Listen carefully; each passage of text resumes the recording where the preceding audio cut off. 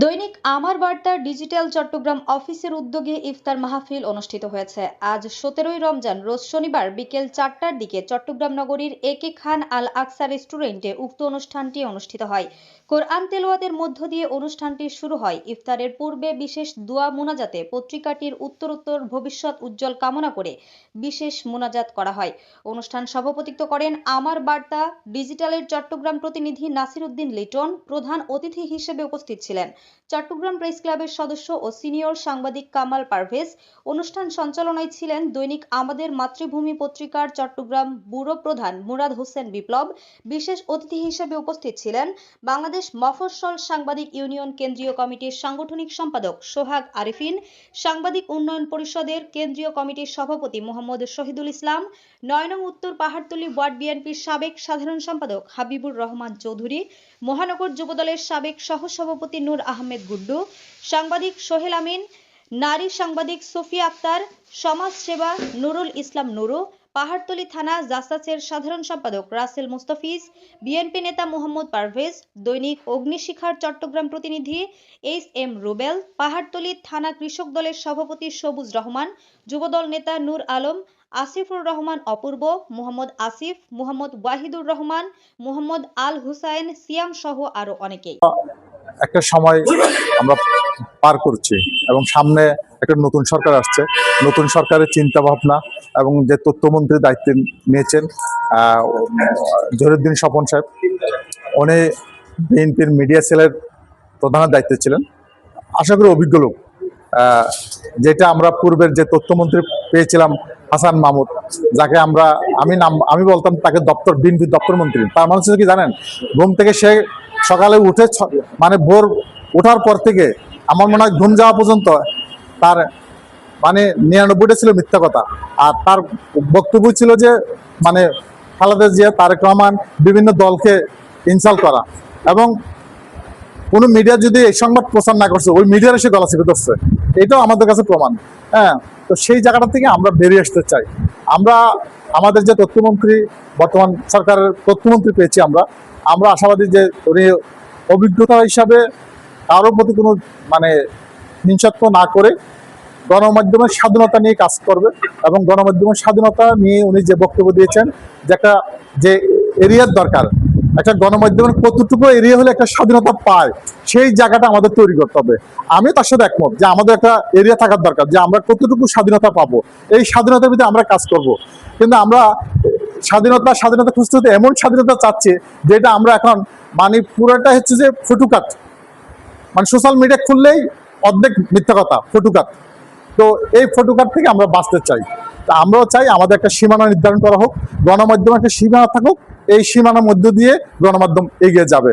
এবং আমার বার্তাকে আবারও শুভকামনা জানি। ক্রান্তিকাল সময়ের মধ্যে আমরা যারা মিডিয়াতে কাজ করি তাদের এই সময়টা পার করতেছি, কারণ এখন মিডিয়াতে সত্য প্রকাশ করলেই ট্যাগিং দিয়ে দেওয়া হয়।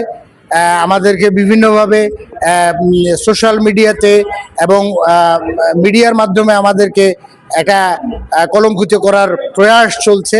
সেই জায়গাটা থেকে আমি সবসময় নিন্দা জানিয়ে এসেছি, এবং আমরা সকল সাংবাদিক নেতৃবৃন্দ যদি ঐক্যবদ্ধ না থাকি তাহলে আমাদের জন্য এটা আসন্ন সংকেত যে আমাদের জন্য খুব ভয়ঙ্কর পরিস্থিতি অপেক্ষামান। এখন আমার বার্তা মাল্টিমিডিয়া এবং চট্টগ্রাম আপডেটের আজকে ইফতার মাহফিলে আসতে পারে নিজেকে ধন্য মনে করছি।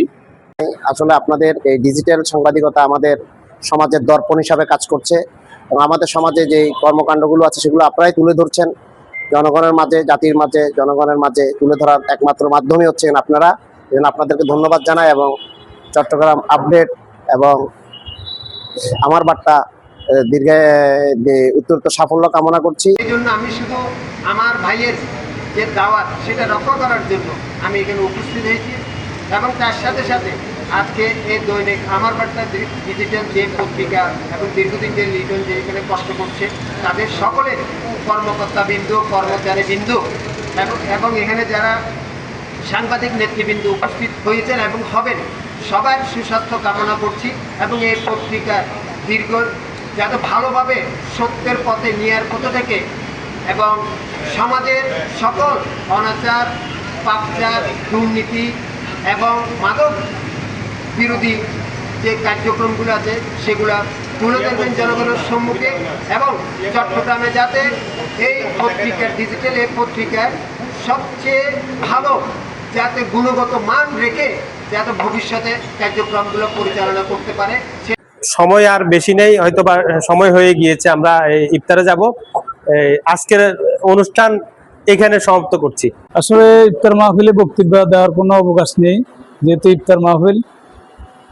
আমি শুধু একটি কথা বলবো, যেহেতু আমরা সবাই গণমাধ্যম কর্মী, গণমাধ্যম কর্মীরা সবসময় আমরা একতাবদ্ধ থাকবো।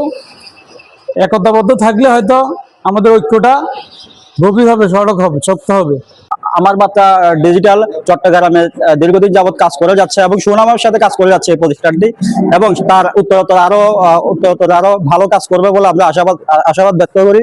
আমার বার্তা ডিজিটাল চট্টগ্রাম অফিসের উদ্যোগে ইফতার মাহফিলের আজকে মঞ্চ বৈশিষ্ট্য সভাপতি, সাধারণ সম্পাদক এবং সংবাদকর্মী ভাই বন্ধুগণ এবং বিএনপির আমাদের 9 নম্বর ওয়ার্ডের বিপ্লবী নেতা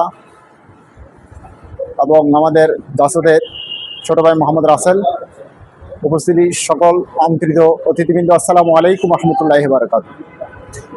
আসলে এই ইফতার মাহফিলটা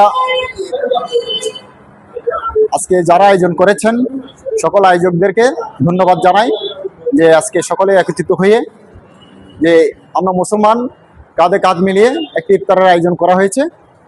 আমি সকল গণমাধ্যম ভাই বন্ধুদেরকে ধন্যবাদ। উপস্থিত সকল নেতৃবৃন্দকে শুভেচ্ছা জানাচ্ছি।